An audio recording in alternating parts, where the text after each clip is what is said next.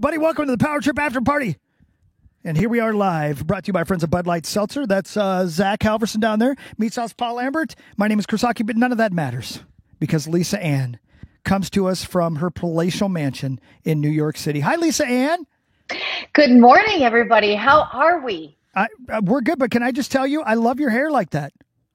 Thank you. On vacation, I decided if I was going to take 3 weeks off, I should make it look like I did something while I was gone. So, and my actual hairdresser, of course, is still in California after living there for so many years. You know, I'm happy here if my hairdresser sees this. I love you. But for a cut, I said, let's change it up. Let's go like some curtain bangs. Let's do something different. So here I am, getting used to a new hairstyle. It's been fun. And thank you very much for noticing. I've gotten a lot of compliments, so it's all good. Where did you go on vacation? I went out west, and I really just wanted to spend time with my people. I spent time in Lake Tahoe, and then the rest of the time in Southern California, just kind of staying with friends and, having meals with people. It's just so different. We became so isolated during COVID. Now we're working from home, and you have to actually make an effort to say we need to hang out and make time to hang out. I was just in Southern California. It's such a beautiful area. Everybody's nice. It's just perfect. The weather's 70 to 74 every single day. Southern California is maybe the greatest place on the planet. I did 30 years and I absolutely loved it. And I even endured earthquakes and was okay, if this is how I die. Although the last major earthquake I was in was really when I was at this tipping point of, am I going to move full-time to New York City and leave the great weather? The weather's amazing, but there's so many things about California that are out of control. And one of them is the homeless population.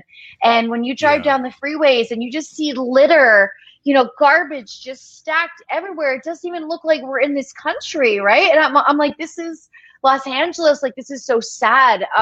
So there's definitely a lot of work that needs to be done, and it's going to affect that state for quite some time. Right now, 50% of fires are started by a homeless encampment cooking.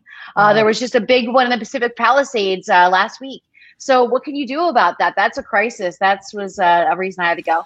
Yeah, we went to Ocean Beach in San Diego, and it's all along the ocean is just people either begging for money or looking for money or sleeping on the sidewalks. It's really sad because it's unlike in Minnesota or in New York. It's beautiful all year. So all year. You can just live outside. It's really sad. All year. And solar is such a great option. You'll notice a lot of people there have solar phone chargers. They're living a decent campground-ish life. But yeah, weather, nothing better. But we're having some great spring, summer-ish weather in the city right now. I am sitting close to where, when I'm not on with you, I can have my door open to my patio and get fresh air while I'm working. And it's just beautiful out right now. And I know it's going to be a hot summer with probably a ton of mosquitoes. Lisa Ann, when I hear a celebrity talk about the difference between living in New York City and living in Los Angeles, there's a million of them, obviously, but one of the things that always seems to come back to is that in New York City, you can have a certain degree of anonymity because even if you're famous, people still sort of leave you alone. In Los Angeles, it's the exact opposite. Is that your experience as well? It really, really is. And you have a better chance of blending in here. I think, too, when you think about in the city, when it was busy, everybody's on their hustle. People got to catch a train. They don't care about you at all, which is totally different but it's a great place to be an influencer because there's a lot of branding that can be easily done here between different restaurants and parks and museums and things that you already love to do. You already see a value where there's so many celebrities in LA that it's harder to get those gigs. You don't need another guy telling you how beautiful you are all the time, but I can't help but give you another compliment real quick, one quick. When you move your arms, obviously you work out a lot. You got some guns on you. That's awesome. Living in the city, you got to be ready at any time. You never know what's going to go down. And working out always been kind of my lifeblood, what's kept me balanced. It's that 1 hour a day to yourself I normally will take a break from sports radio and listen to music. And I just feel good about the results. And over time, you just realize you sleep better. You overall just feel better. I took a break during my vacation and I only did nature things, hikes and walks. And I felt a huge difference when I come back and I felt this craving to get back and like lift heavier weights and feel a little bit of pain again. It's been great. See, guys, we should try working out. Yeah, when we were in San Diego, we walked everywhere, and my gal's like 2 steps in front of me, walking at a normal pace, and I like languish along. I'm so slow and just my feet drag. You're like a 15-year-old dog. I'm out of breath. I'm not kidding you. Walking, like there was like a slight incline, and I'm like, can we take a break? Yeah. Like, can we stop at this bar? Like, I'm so out of breath. I admire people that can work out every single day. And I know it's a lot of people. I'm not one of them. Can you consider rollies? Those little wheels that come down underneath the sneakers for kids? I'm sure you can get them made for adults. They got to make them for adults. Yeah, that's perfect. Oh, yeah, right? They have to, yeah. I would use them everywhere. I'm the guy that, like, if there's a moving walkway, I'm getting on it. Even if it's, like, barely moving, I love those in the airport. That's like a respite for me when I'm walking through the airport. Do you stand or do you walk? Oh, I stand in the walking area, and I always have the try-hard who's like, move. And I'm like, I'm listening to some depressing shit, so I'm sorry. I'll get out of your way. Yeah. Zach, did you have a question? Because you're just sitting there so politely. No, I'm enjoying the conversation. I want to know, like, is this going to be another inappropriate question? Well, no, it's not going to be an inappropriate question. Yeah, because we promised her you wouldn't be on. Last question was that inappropriate. Okay, actually, good. We really liked it. It was a great question. Good. Thank you very much. I just want to know, like, oh boy. When it comes to social media, I mean, you got like literally like 1 million followers on Twitter.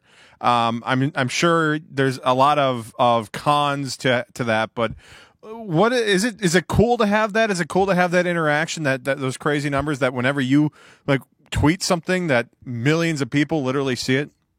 It's an awesome kind of sidebar value to the brand that I collected being in the industry. And this was something that could have never been planned for or predicted, because remember, I was in the industry before the internet was, so obviously I've been around since before social media. Who knew that porn was going to drive the internet as we started to who knew? You're talking to 3 experts. It's so funny because we're 3 drivers. Before I was on with you, I was trolling Twitter and I'm like, I can't believe I'm watching porn right now, like, because that's really what I was seeing, like, back to back. So it's an awesome, business tool. Now, I'll say I probably gained a lot more value for social media during the pandemic, because you do form relationships with people that you've never met. And then you have relationships with people, luckily for me, who traveled on the road, 25 plus years. I met people that I could still picture standing at the pool table, signing an 8x10 and chatting them up.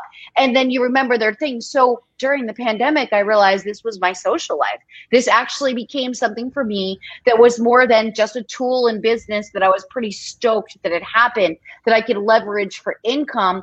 This became a place where I got to check in and be sure everyone was okay, and they got to see that I was okay. So I think there's a small percentage of people that I absolutely love talking to on a regular basis. Let's just put it that way. It's just like when you go to a big work event, right? There's a group of people you want to hang with, your group, and that's really it. So you do a bit on Tuesdays called Tuesday Takedown of all the fake accounts. It was funny yesterday because I was on the internet and on Twitter, of course. And I don't know if there's a more parodied person on social media than you. It's constant. And some of the accounts, you're like, you didn't even, and this is a guy coming from who put zero effort in anything. The effort level put into somebody is like, Lisa, boobs. And you're like, what? The accounts that these people make about you are so bad. So bad. I mean, my ass has its own account. My boobs has its own account. I'm somebody's Same with Russo. Mom. I think the reason now, I've also recently learned that this is another vehicle for scamming on another platform. Because OnlyFans is connected to our Twitter, making imposter accounts and then burning content from another girl's account on OnlyFans, putting it up on this OnlyFans and cashing it on the money until you get caught is now a scam that I'm trying to get ahead of. It's something that I just discovered probably about a month ago. I was like, oh, this is happening. Good to know. Another reason for me being such a big target is if you think about me being in the industry since the VHS era, I have a lot of older followers that may have just gotten into the internet during the pandemic and really do believe that because we met in 1997 in Pittsburgh at an adult bookstore for a signing for 5 minutes, that I am direct messaging with them at all hours of the night. All hours. And cannot wait to meet them if they pay from my phone bill, get me some Apple's card, iTunes cards, what have you. I'm really trying to raise awareness about that as well. It's not just as much about me personally. Hopefully, eventually, they realize she's not worth doing this to because she catches up with it, this and that. Yeah. But really to raise the awareness on the whole. I mean, I read a great article last night about a Elon Musk impersonator that people fell for and actually lost a ton of Bitcoin. And this person had the blue check. This person, so when you get a message, maybe you should verify it. Just like we're in sports, you have to do a sports story. You see the news, you click on it. You're going to verify it through 3 or 4 more sources before you actually fall for oh, this really happened. So the Takedown Tuesdays is a broad of let's remind everybody not to fall for imposters on the internet, and also to continue to send the message to the people who are doing this to me, it's just not worth it because I'll have you shut down. Brilliant. By the way, again, this is Lisa Ann. This is the Power Trip After Party YouTube channel. Make sure you subscribe while you're here and come back and watch us. And we're lucky enough that Lisa Ann joins us about once a month, so we're glad to have you. And I want to talk to you about radio and football and all that stuff as well. But I was listening to Seth Rogen's new book on audiobook. It's fantastic. He's hilarious. I love him. Oh, wait, does he do it? He did his voice, right? He did it himself. Yeah. It's so good. And they produce it, Lisa. They have actors come in. Like if he's talking about Tom Cruise, a guy does a Tom Cruise impression. If he's talking about, it's so well done and it's funny. When you have money to do your audiobook. Here's me schlepping in my bedroom closet during the pandemic, right? Making a makeshift studio. Yours sounds great too. But so his book? Yeah. So Seth was talking about the difference between movie stars and rock stars and how much weirder rock stars or music stars are than movie stars, because his point was rock stars never have to talk to regular people, but movie stars do from time to time. People on the set who are running the mics and such like that. So let me ask you to rank them 1, 2, 3, because you know a lot of rock stars. I'm sure you know a lot of actors, and obviously you know a lot of porn stars as well. On the weirdness scale overall, putting people into boxes, put them 1, 2, 3 on the weirdness scale. I'm going to put porn stars last right off the bat because I don't see really any weirdness there, because I see a clear amount of expression, and we're all able to just let our freak flag fly, right? We're not paranoid about what people think about us. I would have to say first would be actors, because they're so much more guarded as human beings. They're so much more afraid of trusting people around them. And that's such a heavy weight on them, which I really understood with some friendships that I had. But it makes them a little bit nutty as well. And I lived by example, because I know what it's like to get paranoid and then you lash out on somebody that had nothing to do with the situation. So I understood, but that kind of makes them weird, and it makes them repressed because they're also afraid to explore themselves sexually because they don't trust anybody. But I don't really see, rock stars as really being that weird. I mean, the lifestyle they live is so different, because it's okay for them to finish a show at 11 and go to a bar with a bunch of people, have a great time, have an after party in their hotel, sleep and get on the tour bus, what have you. As an actor, you kind of got to go to bed. You got to take care of your skin. You got to work out. You got to eat right. A lot more to it. Yeah, well, I was going to ask you about sports gambling, which I know you're very fond of. I'm a big hockey guy. Love hockey, my number one sport, but I have a hard time betting on it because it is so difficult to predict. Yep. Are there any sports that in particular that you will not bet on or don't like to bet on because it is so hard to predict what's going to happen? Yeah, I think baseball can be really tough to bet on. I think you're better off doing, prop bets or futures when it comes to baseball. I mean, baseball, you've got everything going on, and then you add in Mother Nature, right? Start raining halfway through the game. There's all these different variables, and especially now with the new rules of a game is being made up with the 7 innings. But I understand that with hockey, and I know this is a big time, and this has to be the year that I study hockey in the off season, and then I pick a team and I start following hockey because it's the one sport. But look, as soon as I'm done with you, that volume will be back on. I've got PGA on. There's big things happening. Yeah. There'll be PGA all day, NBA all night. So like, and baseball, I'm still, everybody bitching about no hitters. Like, let's just let it happen. Got a lot going on right now. Stop complaining. So yeah, but I don't bet on my Dallas Cowboys because I find that I'm too superstitious. And so I'll like place a bet thinking this isn't going to happen if it's to their benefit. I'll only bet if I think they're going to lose. And then that's horrible as well, but they're so easy to predict on a loss, not as much on a win.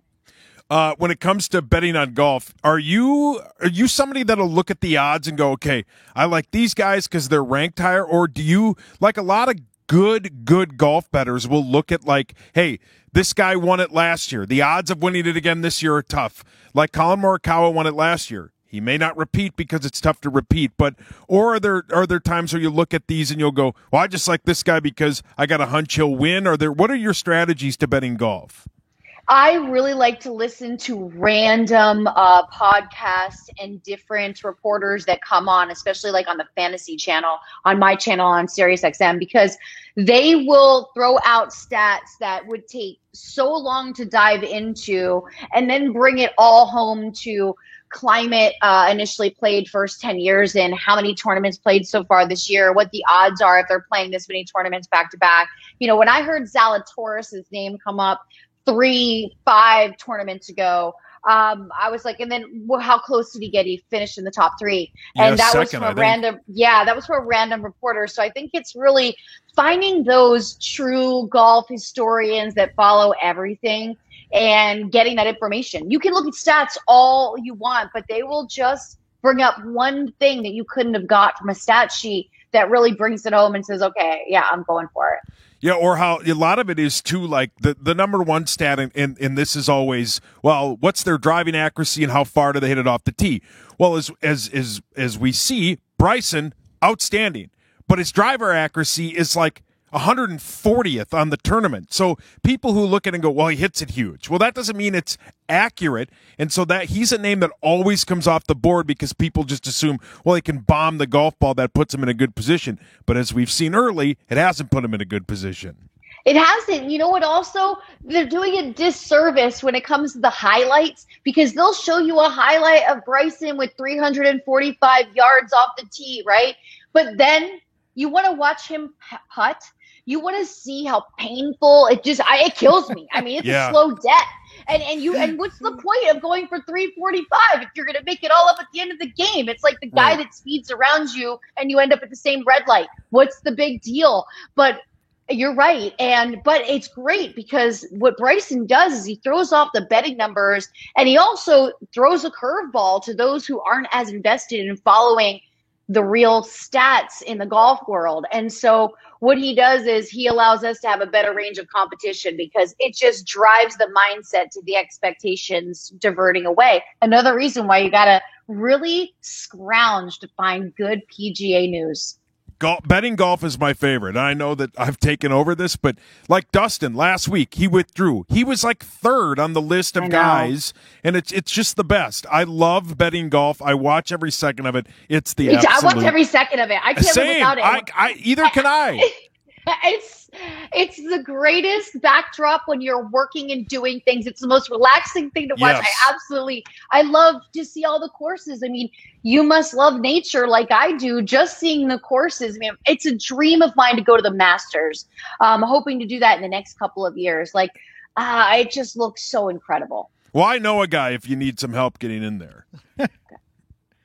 What do I got to do? Well, I don't know. I mean, I friends of mine have gotten into that. I'm going to send you a text right now if that's all right. It's great. And yeah, I'm not a guy in nature. I just spent 7 days in San Diego and my legs are just pale white. So I kind of hide inside. But yeah, golf betting whales. Well, speaking of know a guy who can get you in and what do you have to do, I have a question for you that has nothing to do with golf or fantasy football or anything. The Power Trip Morning Show is scheduled. We finally got it in the books. We're going to Vegas last weekend in July. We're broadcasting live as we do once a year. And I know that obviously you can go to Vegas and do anything anytime you want, but we are formally inviting you to join us in Las Vegas and come out and hang out with the Power Trippers and meet the listeners, be on the air with us, hang out with us, go to the pool with us, go to the Harrah's Outdoor Bar and get wasted with us, whatever you want to do. If you're willing and if you're interested, please let Saucy know. We'll take care of it. Last weekend in July, is this correct? That is correct. I'm really glad that you asked because, one of your listeners invited me and I couldn't take the invite Was it and Mark go Rosen? around. I'm not sure, but I couldn't go around you guys. So I was like, I'll just wait till they invite. Oh, yeah. I will look into this. I've been having some Vegas cravings lately, and I have a lot of great friends out there as well. So it's kind of a why not situation. Now, you do realize how hot it is in Vegas in July, right? Yeah. Yeah. Okay. Yeah, we do. Okay. Yeah, I never leave the casinos. Yeah, So my it legs doesn't- will still Okay. be pale white. Okay, we're not going to do a remote outside or anything like that. No. Well, and the problem is we broadcast local time in Vegas from 3:30 to 7 in the morning. So in the middle of the night, we start the show. But the best part of that is by 7:30, I'm walking down the strip. I'm already having my first drink of the day. It's the best ever. So do you guys stay up all night or do you actually go to sleep at night to get up to be ready to do the show at 3 a.m.? It depends on what you want to do. I mean, if you want us to, if you all want to go out, we'll go out. Lisa, if you want to show us around. Most of the time I try to sleep though. 'cause Yeah, I'm I'll 50 be in years bed. old and I'm Yeah, old. Yeah. I Yeah, like I- going well, to bed. Yeah, I would probably choose the bed route and then have some morning drinks because it's Vegas and you can do that because I'm not going to be pleasant on air after I've had a couple cocktails. Yeah, right. Well, we like that too. So Yeah, we'll keep the that guy in to mind. the left of me, that's how he made his I whole made- bit. He made was my career just down there. shit Yeah, he made his career just. Yeah, we called him Zach Daniels because he was literally double fisting Jack and Yeah. Coke. We had to delete And- the show that we recorded. What? that day. Because he was so, 'Cause yeah, he he was was so- so Well, unruly. everybody was so Yeah. lit. I gave out Because of my YouTube, room. right? Yeah, I Everything. Yeah. Yeah, we deleted the whole thing. He gave out his room number. He was which talking, wasn't even the right room number. asking randoms if they're shaved or not. It was real weird. No, okay, I didn't. Yeah. no. Yeah. he didn't yeah. do that. He did. I saw I think it. I yeah. might. Yeah, you did. How bad was God. the hangover? I slept it off. I didn't have actually. That's the craziest thing. I drank probably more than I have ever had in my life in Vegas, but it was something, that atmosphere. I don't know what it was. We had but so much fun. I It's the best. didn't have a hangover. I'm gonna or tell anything. you, it'll be fun. I would guess if you come to Vegas, you need to travel with a bodyguard or something like that. Just let us know what you need. We'll figure it out. But we'd love to. I have got you. that. I'll use security out there. Uh-huh. What I'll do is I'll often use somebody local because then they're able to pick me up at the airport as well. Easy peasy. We got this handled. We would just love to have you. In all seriousness, it's a lot of fun, and we're bringing on the plane with us. I think 90 listeners, something like that. Yeah. But they'll end up being hundreds of people out there with the show. They all come out. It's a blast. It's a really good time. That flight is going to be so much fun. It's ridiculous. We sold out 2 planes a couple of years ago when Yeah. we went. Yes. So Yeah. this one, it's because this one was originally scheduled for last year. Yeah. But I don't know if you heard there was a Something pandemic. happened. Panoramic? We couldn't. Yeah. Yeah. Panoramic. We're not yeah. calling it the panoramic. It's Right. just better. 2021. It's a Do you panoramic. have a favorite? Do you have a favorite spot out in Las Vegas? Are there places you like to go? Restaurants, anything like that? I stay a lot at Mandalay because Mandalay has some private rooftop pools where you can have like a group of cabanas. They all have their own bathroom. You have your own pool, overlooks everything else. It's pretty awesome. The suites there are amazing. The new suites, the MGM, are also incredible. I'm pretty neutral. I feel like it's been forever from, there was a time where I went to Vegas like every other weekend from California. I would drive out there with friends. Like, Yeah. What's about you 4 go do that hours? yeah, you go through that phase when you realize how close it is. You're in your 20s and you're like, let's just go. Yeah, I did It's that the same best. thing. It was the best. I lived in LA for a year, and I probably went to Vegas 15 times for the year that I Nice. lived out there. It was just the best ever. So you let Paul know if that's something you want to do. Okay. As always, thank you so much for joining us. We appreciate it. We monopolized a lot of your time. Tell everybody watching right now on the Power Trip After Party YouTube page here, where can they listen to you? When can they listen to you on Sirius and such? So first and foremost, you can follow all of my social media at The Realist Ann, including my YouTube. Today at 5 p.m., I do an Instagram Live with my friend Scoop B for Bovada. We're going to talk about tonight's action, the lines, all that going on in the NBA. And you can hear me Monday nights, Lisa Ann Does Fantasy on Fantasy Sports Radio. It's Sirius 210. XM87. The show is 10 p.m. to midnight. And I'm on a book deadline, guys. So June 1st, I hand over my words on paper for the very last time. I can't change one more thing. So I've taken a little break from my podcast for the next 2 weeks. I'm just reading the stories and developing the stories more and more. I went through all the photos in my phone and my computer for the whole timeline and really thought about things. Like, it's just, you want to tell good stories. So I'm at that fine tuning part of the exercise. And then I'll be back June 1st, just living summer life.